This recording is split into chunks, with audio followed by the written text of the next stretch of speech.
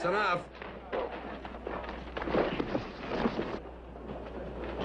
All right, folks, the show's over. Break it up. Are you all right, Dad? Yeah.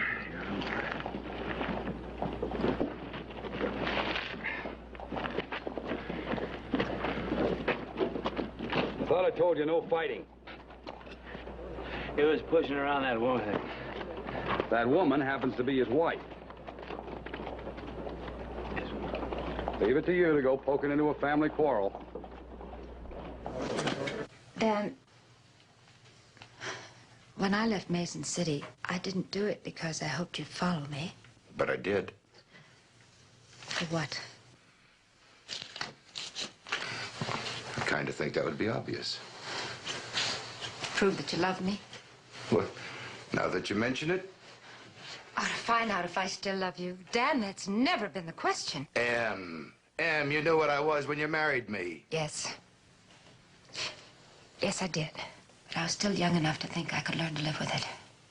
And I was just old enough not to want to wait any longer to find out. Em, why 10 years? Why'd you wait 10 years to leave? You'd leave in the morning, and the fear would come.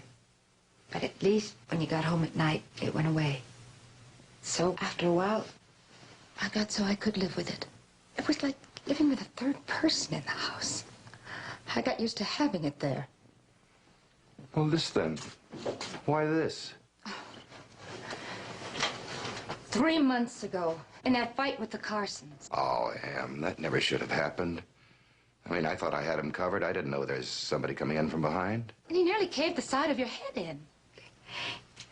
They brought you home bleeding. Honey, I pulled through. Make it sound so simple. For 3 weeks, you laid there, not talking, not moving. And there was nothing to stop the fear, even when you were home. And the door was shut, and it was Frank out on the street instead of you. The fear was with me. Honey. Dad, not all of our love, not all of our love was enough to end it. It just wasn't enough. Em, I didn't realize. I mean, if I'd have known, Dad, would it have made any difference? It's changed now. I'm here. No badge, no rounds. Just us. The two of us. That's for today. And tomorrow. And next week. And a long time.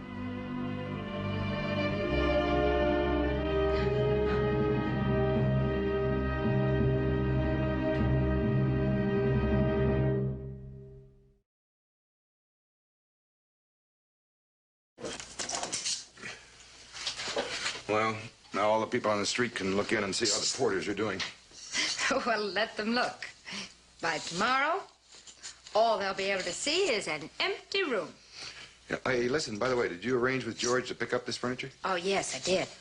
He can't freight it until the 1st, but he'll hold it for us till then. Okay. I'll get it.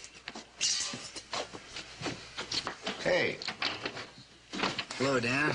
I thought maybe I'd find you here. Hello, Frank. Can I come in and talk a minute? Oh, of course. Come on in. Hello, Emily. Good evening, Frank. It's good to see both of you back here again. Yeah, well, I wish we were staying longer. Yeah, so do I. Dan, this isn't easy to say. I've been talking to some of the townspeople and the mayor. And, well, all of us, we'd like to ask you to take your old job back. Now, they'd be willing to raise the pay. Oh, Frank, it's never been a matter of pay. And you look to be doing a good job.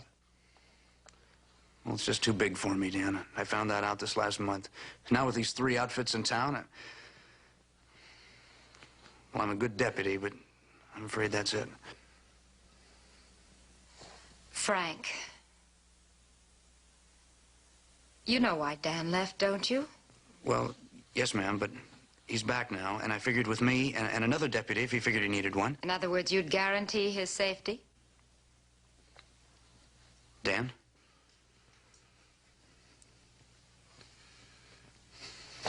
Frank, I've decided on a new life. Yeah, well, I owed it to the town to try. Well, look, why don't you hire more men? There aren't that many around that want the job. At least not the ones that measure up. Dan, could you give me a hand temporarily? I mean, with this mob in town,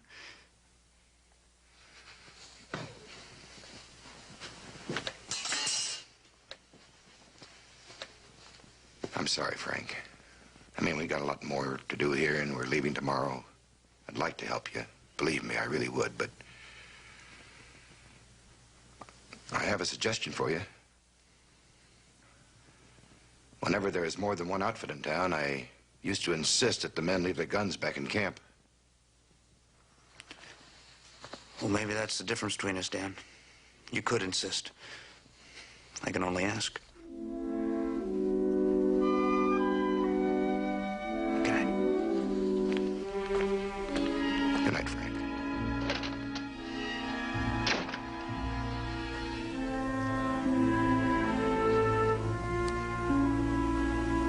Dan. Thank you.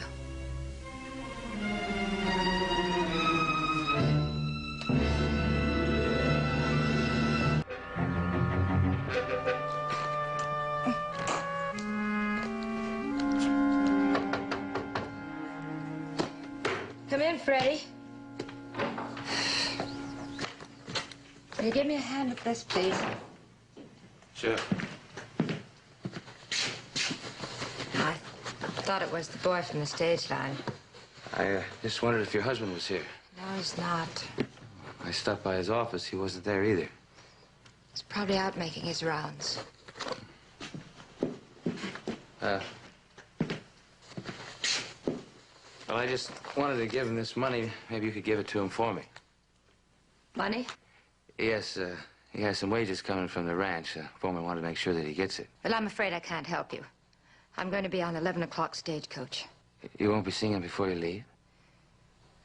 Just didn't work out, that's all.